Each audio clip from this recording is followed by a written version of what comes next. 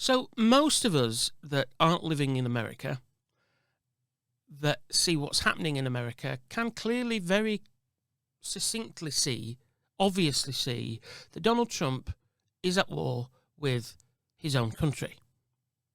His role in all this is to demolish and destroy as much of America as we know it, the land of the free, the home of the brave, the home of the immigrant, the home that was the country created with so much potential and so much freedom, where the American dream of living free was the big idea.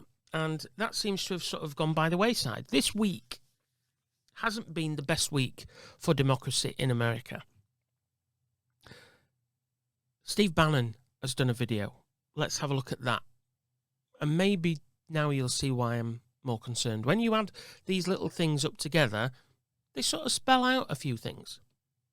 He's going to get a third term. So Trump 28, Trump is going to be president 28, and people just ought to get accommodated with that. So what about the 22nd Amendment? There's many different alternatives. At the appropriate time, we'll lay out what the plan is, but there's a plan. We had longer odds in 16. There is a plan. We will lay it out in future. There is a plan. So please,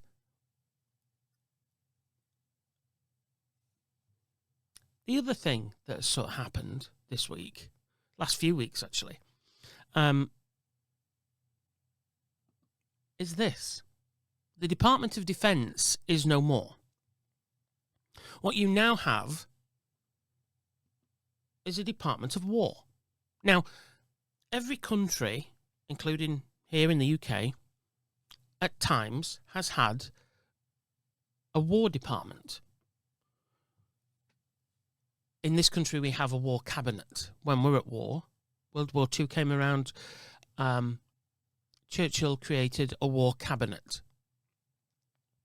But when we're not at war, we don't have a war cabinet.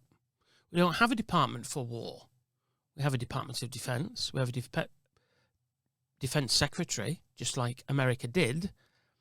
But now you have a Department of War and a Secretary of War. You don't have a Secretary of Defense anymore. Please explain that to me. Who are you at war with?